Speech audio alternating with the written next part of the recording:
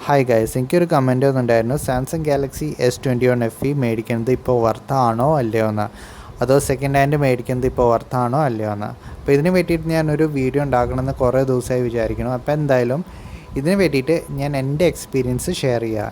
എൻ്റെ കസിൻ്റെ അടുത്ത് Snapdragon variant ഉണ്ട്, എൻ്റെ അടുത്ത് എക്സിനോസ് വേരിയൻ്റ് ആണ് ഉള്ളത്. ഓക്കെ, അപ്പോൾ രണ്ട് ഫോണും ഞാൻ നന്നായി യൂസ് ചെയ്ത് നോക്കിയിട്ടുണ്ട്. അപ്പോൾ ഞാൻ എൻ്റെ എക്സ്പീരിയൻസ് പറയാം. ഇത് മേടിക്കണോ മേടിക്കണ്ടേ, അത് മേടിക്കണമെങ്കിൽ എത്ര പ്രൈസിൽ നിങ്ങൾക്ക് സെക്കൻഡ് ഹാൻഡ് മേടിക്കാം, എത്ര പ്രൈസിൽ നിങ്ങൾക്ക് പുതിയത് മേടിക്കാമെന്ന്. ഓക്കെ, പക്ഷേ അതിന് മുമ്പ് നിങ്ങൾ എൻ്റെ വീഡിയോ ചാനൽ സബ്സ്ക്രൈബ് ചെയ്തിട്ടില്ലെങ്കിൽ ഒന്ന് സബ്സ്ക്രൈബ് ചെയ്യുക. പിന്നെ നിങ്ങൾക്ക് ഈ വീഡിയോ കണ്ടിട്ട് യൂസ്ഫുൾ തോന്നുകയാണെങ്കിൽ മാത്രം ഈ വീഡിയോ ഒന്ന് ലൈക്ക് ചെയ്യുക. അപ്പോൾ നമുക്ക് തുടങ്ങാം. അപ്പോൾ ആദ്യം നമുക്ക് ഇതിൻ്റെ ഡിസ്പ്ലേ ക്വാളിറ്റിയിൽ തുടങ്ങാം. ഡിസ്പ്ലേ ക്വാളിറ്റി വൈസ് നോക്കുകയെന്ന് വെച്ചാൽ ഒരു കോംപ്രമൈസും ഇല്ല. ലൈക്ക് ഇതിൻ്റെ അപ്ഗ്രേഡഡ് വെർഷൻസ് ഉണ്ടല്ലോ, S23 FE and S24 FE, അതിൻ്റെ ആട്ടും നല്ല ഡീസൻ്റായ ഡിസ്പ്ലേ ആണ് S21 FEയിലുള്ളത്. ബിക്കോസ് S23 FEയിലും S24 FEയിലും നല്ല തിക്കായ ബെസൽസാണുള്ളത്. പക്ഷേ S21 FEയിൽ നമുക്ക് ഭയങ്കര തിന്നായ ബെസൽസാണ് കിട്ടുന്നത്. കാണുമ്പോൾ തന്നെ നമുക്കൊരു ഫ്ലാഗ്ഷിപ്പ് ഫോണാണ് തോന്നും. അതേമാതിരി ഡിസ്പ്ലേയുടെ ക്വാളിറ്റിയും, ഇപ്പോൾ മൾട്ടിമീഡിയ കണ്ടൻസ് വല്ലതും വാച്ച് ചെയ്യുകയാണെങ്കിലും നമുക്ക് നല്ലൊരു എക്സ്പീരിയൻസ് ആയിരിക്കും. പിന്നെ ഔട്ട്ഡോർ കണ്ടീഷൻസിലും അത്യാവശ്യം ബ്രൈറ്റാണ് ഡിസ്പ്ലേ. അപ്പോൾ ഡിസ്പ്ലേ ക്വാളിറ്റിയിൽ ഒരു കോംപ്രമൈസും എനിക്ക് തോന്നിയിട്ടില്ല. അടുത്ത സ്പീക്കർ ക്വാളിറ്റീനെ പറ്റി പറയാമെന്ന് വെച്ചാൽ സ്പീക്കർ ക്വാളിറ്റി അത്യാവശ്യം ഡീസൻ്റാണ്. നമുക്കിവിടെ ഡ്യുവൽ സ്റ്റീരിയോ സ്പീക്കർ ഇട്ടുണ്ട്, പിന്നെ അത്യാവശ്യം ലൗഡാണ്. പിന്നെ നിങ്ങൾ വേറെ ഫോണൊക്കെ ആയി കമ്പയർ ചെയ്യാന്ന് വെച്ചാൽ ലൈക്ക് iPhone 12 ആയിട്ട് കമ്പയർ ചെയ്യാന്ന് വെച്ചാൽ iPhone 12ൻ്റെ സ്പീക്കറാവും കുറച്ചും കൂടി നല്ലത്. ബിക്കോസ് അതിൽ കുറച്ച് ഡെപ്ത് ഉണ്ട്. ഡെപ്ത് ഉള്ളപ്പോൾ നമുക്ക് കുറച്ച് ബേസൊക്കെ നമുക്ക് ഫീൽ ചെയ്യും iPhone 12ൻ്റെ സ്പീക്കറിൽ. പിന്നെ പാട്ട് കേൾക്കേണ്ട എക്സ്പീരിയൻസും പിന്നെ മൂവീസൊക്കെ കാണുമ്പോൾ കുറച്ചുകൂടി നല്ല എക്സ്പീരിയൻസ് iPhone 12, 13 ആയിരിക്കും. പിന്നെ ആൻഡ്രോയിഡ് ഫോണൊക്കെ ആയിട്ട് കമ്പയർ ചെയ്യാന്ന് വെച്ചാൽ അത്യാവശ്യം ഡീസൻ്റായ സ്പീക്കറാണ് S21 FEയിൽ ഉള്ളത്.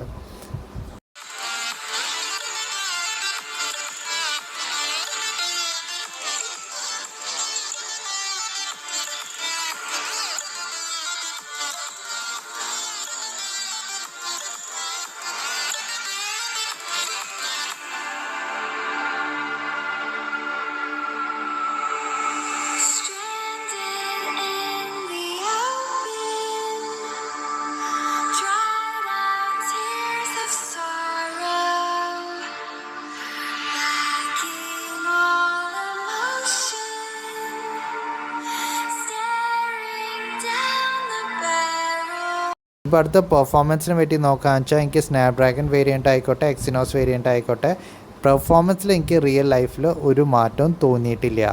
പിന്നെ ഈ ഫോണിൻ്റെ പെർഫോമൻസ് ഇപ്പോൾ നോക്കുകയെന്ന് വെച്ചാൽ ഇൻ 2024 എൻ്റെ ആൻഡ് 2025 നമുക്ക് day to day task easy ആയിട്ട് ചെയ്യാൻ പറ്റും. Like WhatsApp, Snapchat, Telegram, Twitter, ഇങ്ങനത്തെ ആപ്ലിക്കേഷൻസൊക്കെ നമുക്ക് ഈസി ആയിട്ട് യൂസ് ചെയ്യാൻ പറ്റും. അതേമാതിരി കുറച്ച് കാഷ്വൽ ഗെയിമിംഗ് ഒക്കെ ചെയ്യാൻ പറ്റും. പക്ഷേ ഗെൻഷൻ ഇമ്പാക്റ്റ് മാരത്തെ ഗ്രാഫിക് ഇൻറ്റൻസീവ് ഗെയിമോ കളിക്കുമ്പോൾ നന്നായിട്ട് ഫ്രെയിം ഡ്രോപ്സ് കാണാൻ കിട്ടുന്നുണ്ട്.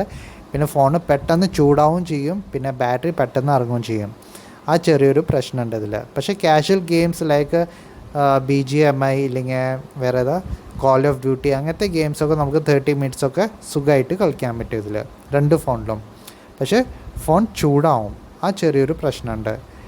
സമ്മർ സീസണിൽ നമ്മൾ നോർമൽ ടാസ്ക് ചെയ്യുമ്പോഴും ഈ ഫോൺ നന്നായിട്ട് ചൂടാവും, അതേമാതിരി ബാറ്ററി നന്നായിട്ട് ഡ്രെയിൻ ആവും. അതുകൊണ്ട് 2025 ഈ ഫോൺ പുതിയത് മേടിക്കാതിരിക്കാവും നല്ലത്. എക്സിനോസ് ആയിക്കോട്ടെ, സ്നാപ്ഡ്രാഗൺ ആയിക്കോട്ടെ, പുതിയത് മേടിക്കാതിരിക്കാവും നല്ലത്.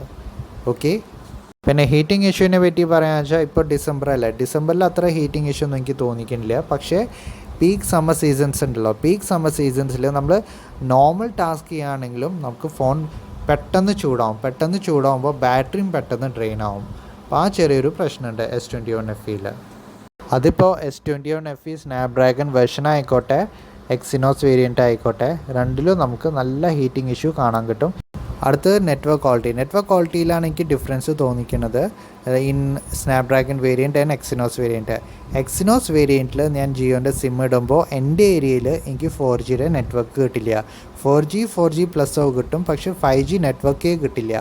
അതേ സമയത്ത് സ്നാപ്ഡ്രാഗൺ വേരിയൻ്റ് ഉണ്ടല്ലോ എൻ്റെ കസിൻ്റെ അടുത്ത്, അതിൽ ജിയോയിൽ 5Gയുടെ നെറ്റ്വർക്ക് ഈസി ആയിട്ട് കിട്ടും. അപ്പോൾ ആ ചെറിയൊരു ഡിഫറൻസ് ഉണ്ട് എക്സിനോസ് വേരിയൻ്റ് ആൻഡ് സ്നാപ്ഡ്രാഗൺ വേരിയൻറ്റിൽ. പക്ഷേ കോൾ ക്വാളിറ്റി ഒക്കെ ആയിക്കോട്ടെ നമുക്ക് രണ്ട് ഫോണിലും നല്ല ഡീസൻ്റായ കോൾ ക്വാളിറ്റിയാണ് കിട്ടുന്നത്. ഒരു കോൾ ഡ്രോപ്സ് ഒന്നും കാണാൻ കിട്ടാറില്ല.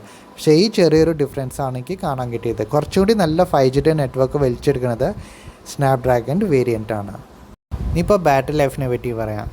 ബാറ്ററി ലൈഫാണ് എനിക്കിതിൽ ഏറ്റവും വലിയ കൺസേൺ ആയിട്ട് തോന്നിയിരിക്കുന്നത്. ലൈക്ക് എൻ്റെ യൂസേജ് ഒരു മീഡിയം ടു ഹെവി യൂസേജാണ്. അപ്പോൾ എൻ്റെ യൂസേജിൽ എനിക്കൊരു 3.5 to 4 hours screen on time മാത്രമേ കിട്ടാറുള്ളൂ. എൻ്റെ usage wifi and mobile data mixed ആയിട്ടാണ്. ഇപ്പോൾ ഞാൻ ഫുൾ ടൈം മൊബൈൽ ഡാറ്റയിൽ ഒരു ദിവസം ഞാൻ യൂസ് ചെയ്ത് നോക്കിയപ്പോൾ എനിക്ക് 2.5 to 3 hours screen on time മാത്രമേ കിട്ടിയുള്ളൂ. അപ്പോൾ ഇതിന് ബാറ്ററി ബാക്കപ്പ് വളരെ കുറവാണ്. അതുകൊണ്ട് ഈ ഫോൺ നിങ്ങൾ സെക്കൻഡ് ഹാൻഡ് മേടിക്കാൻ ഉദ്ദേശിക്കുകയാണെങ്കിലും നിങ്ങളൊരു എക്സ്ട്രാ ഒരു 1000-1200 രൂപ ചിലവാക്കിയിട്ട് ഒരു പവർ ബാങ്കും മേടിക്കുക, എന്നാൽ കുഴപ്പമുണ്ടാവില്ല. പിന്നെ 5G നെറ്റ്വർക്കിലൊക്കെ നിങ്ങൾ ഈ ഫോൺ യൂസ് ചെയ്യാന്ന് വെച്ചാൽ എനിക്കറിയില്ല എത്ര ബാറ്ററി ലൈഫ് കിട്ടുമെന്ന്.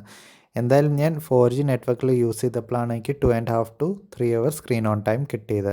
5G നെറ്റ്വർക്കിലൊക്കെ ആണെങ്കിൽ ഇത്രയും കിട്ടില്ല എനിക്ക് എൻ്റെ യൂസേജിൽ.